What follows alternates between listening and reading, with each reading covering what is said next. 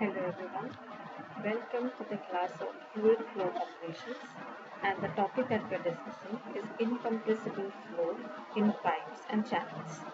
Incompressible flow means we are essentially talking about liquids flowing in closed containers. We'll begin the class by a discussion, limiting our discussion on laminar flow, flowing in closed conduits, that is a pipe. So we will assume a pipe and we will assume the direction of flow to be from left to right. We will assume a disc-shaped element in it and we will derive rest of the parameters for this element, and then we'll integrate it, the expression that we get, to the complete system to get the final expression. So the first expression that we get is dp by dl plus 2 tau by r is equal to 0, where the nomenclature that has been used here, the sign convention that has been used as usual. Then we'll come to know that the relation between tau and r, that shear stress and radius, is linear.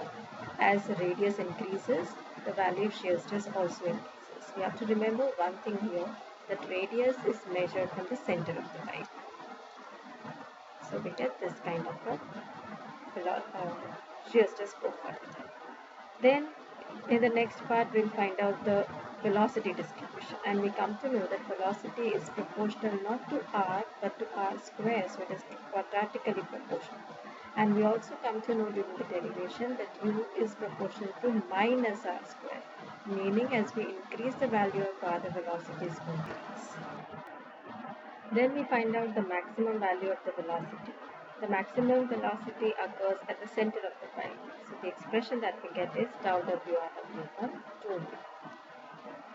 The ratio of velocity at any distance r from the center to maximum velocity is given by this expression. This is the velocity profile, which we will discuss the laminar profile and for the turbulent flow.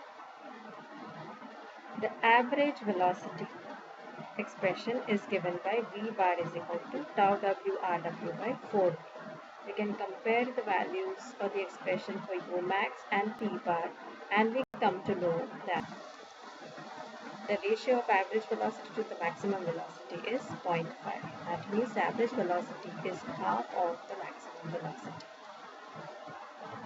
Next, we will derive the Hagen-Poisson equation. Hagen-Poisson equation is used to find out the pressure drop per unit length of the pipe. So this expression is given by pressure drop per unit length 32 V bar mu upon T square. This can also be used to find out the value of viscosity of the fluid if pressure drop per unit length, the velocity and the diameter of the pipe is known to us. Then we will discuss about friction factor, fanning friction factor. For laminar region, during the derivation will come to know that F is equal to 16 by Reynolds number. Then we will also derive the Darcy's equation. Darcy's equation helps us to find out the value of HF, that is head loss due to friction. After the derivation, we come to know that Darcy's equation is HF is equal to 4F L by D V square by 2G, where HF is the head loss due to friction, F is the friction factor value, L by D gives us an idea of the geometry of the system. L by D is dimensionless and V square by 2G is velocity. So what we have here, what we see here in the equation is that head loss can be represented as a part of or as a function of velocity length. 4F L by D is a constant for the system. Then we will also see the effect of roughness. Since we are talking about friction, roughness plays an important role. We will see what is a hydraulically smooth pipe. We will see what is absolute roughness. We will see what is roughness parameter, and we will also see what is relative roughness.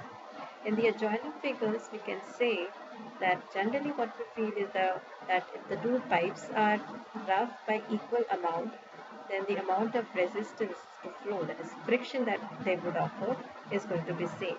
But we can see in these two diagrams that even if the material of construction is same for both the pipes, the first pipe, the pipe that is at the top, is going to offer more frictional resistance to flow.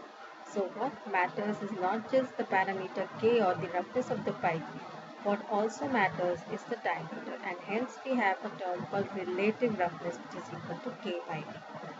We will discuss all these effects, these characteristics in detail. We'll end the class with the discussion on the friction factor chart. Friction factor chart is used to find out the value of F for a system. Here we can see that the chart is a logarithmic chart between F on the y-axis and the Reynolds number on the x-axis. And these values have been plotted for different values of K by D. K is a function of material of construction, which can be seen at the top. These values have been mentioned in full. So the value of diameter that we have has to be converted into foot for maintaining dimensional consistency. So we can see that as we have already seen for laminar flow, F is equal to 16 by Reynolds number. So we can see here that for Reynolds number till 2000, the value of F is linearly reducing. So this is an equation. The equation of this line is F is equal to 16 by Reynolds. So we will discuss more about friction factor value, friction factor chart, how to read the value, what is the significance, what are the characteristics, how to use it, and then we will end the class.